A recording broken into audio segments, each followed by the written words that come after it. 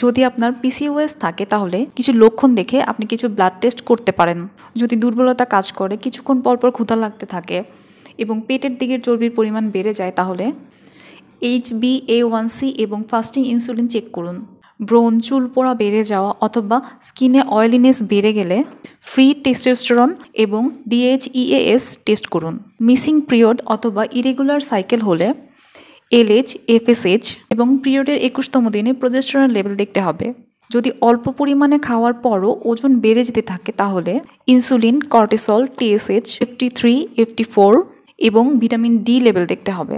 শারীরিক দুর্বলতা, খিটমিটে ভাব, ব্রেইন ফগ, মুড সুইংস এগুলো বেড়ে গেলে ভিটামিন B12, ভিটামিন ডি এবং ফেরিটিন লেভেল দেখতে হবে।